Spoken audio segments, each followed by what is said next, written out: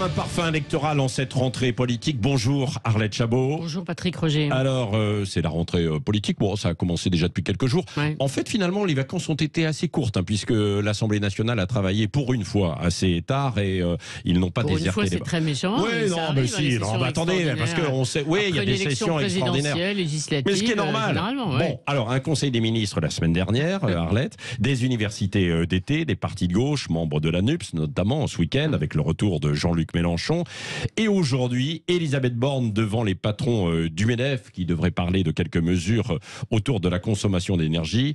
La scène politique se met en place. En attendant, on en parlera aussi Marine Le Pen. Oui, alors ça tourne effectivement autour l'actualité, autour de trois personnalités qui marquent cette rentrée politique. Vous l'avez dit, le personnage central, c'est Emmanuel Macron. Vous allez me dire, c'est normal, il est président de la République. Oui, sauf que vous vous souvenez, avant l'été, on parlait d'un président un peu déboussolé après son échec aux législatives, un peu perdu. Il est de retour dans son fauteuil. Et tout à l'heure, Éric Revel rappelait que c'est lui qui a planté le décor de cette rentrée en parlant de la grande bascule, du grand bouleversement, c'est-à-dire la guerre en Ukraine, les changements, les catastrophes climatiques auxquelles on a assisté notamment cet été, et qui font que, fini nos évidences, fini l'abondance, et ça va être difficile, ce monde rude qu'il nous décrit avec beaucoup de lucidité, mais qui a donné le pessimisme. Les jours heureux, c'est fini.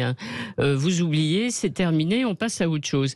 Donc le président de la République a marqué, il a ouvert lui-même le débat, et on a retrouvé aussi un président Macron qui a très envie d'appliquer son programme présidentiel. Il en avait un pour ceux qui l'avaient oublié, la réforme de l'assurance chômage. J'allais vous dire que je ne l'avais pas vu, moi. Mais vous allez voir, la réforme de l'assurance chômage, la modification complète du système éducatif qu'il critique. Il n'a pas obtenu les résultats qu'il espérait. En tout cas, il n'est pas du tout en retrait, Emmanuel Macron. Il va même essayer de créer ce fameux Conseil national de la refondation, avec une mauvaise nouvelle que je vous signale. Vous avez vu, le président du Sénat dit déjà qu'il ne participera pas à ces travaux. Mais quand même... Larcher ne veut pas y aller, et puis beaucoup d'autres aussi. Beaucoup d'autres. Donc tout ça n'est absolument pas gagné, mais en tout cas, il n'est pas en retrait et il ne bat pas en retraite. Même s'il parlera effectivement des retraites dans quelques temps, Emmanuel Macron. La deuxième personnalité, on en parle déjà beaucoup ce matin, c'est Elisabeth Borne. Vous savez, la techno qui ne savait pas faire de la politique, mais qui commence à apprendre et à montrer qu'elle sait faire de la politique. Elle s'est bien débrouillée cet été. Son premier job, c'est de trouver des compromis pour faire passer les textes du gouvernement. Ça marche pas trop mal.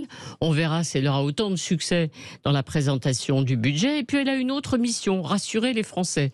Alors c'est un peu étonnant, contraste avec Emmanuel Macron, discours pessimiste du président de la République, discours très rassurant d'Elisabeth Borne qui disait hier aux Français dans une interview aux Parisiens, vous pouvez compter sur moi. Comptez sur moi, pourquoi ? Pour justement éviter par exemple des hausses spectaculaires des tarifs de l'énergie et pour consentir un peu mieux que les autres. Ce que nous disait Éric Revel tout à l'heure. Exactement. Troisième personnalité, c'est évidemment Jean-Luc Mélenchon, dans le rôle de l'opposant frontal, radical, qui appelle à la mobilisation citoyenne. Il n'y a rien à négocier pour lui, rien à discuter avec le gouvernement au Parlement, à l'Assemblée. En revanche, tout est à revendiquer, à imposer.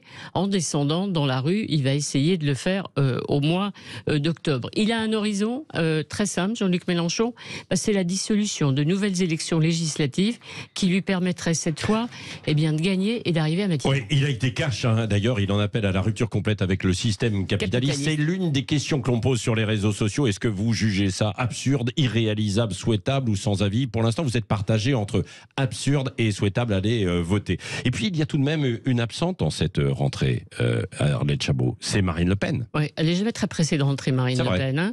Alors, il faut dire surtout qu'elle a un tout autre agenda, évidemment, que celui de Jean-Luc Mélenchon.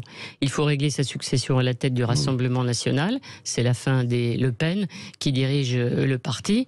Et puis surtout, elle veut du temps, beaucoup de temps, pour montrer qu'elle est responsable, capable de discuter, d'incarner une opposition constructive. En un mot, elle ne veut surtout pas de ce qu'espère évidemment Jean-Luc Mélenchon, c'est-à-dire des législatives anticipées. Allez, la politique avec l'invité du petit déjeuner politique tout à l'heure, ce sera Philippe Juvin des Républicains à 8h15. On reprend les bonnes habitudes.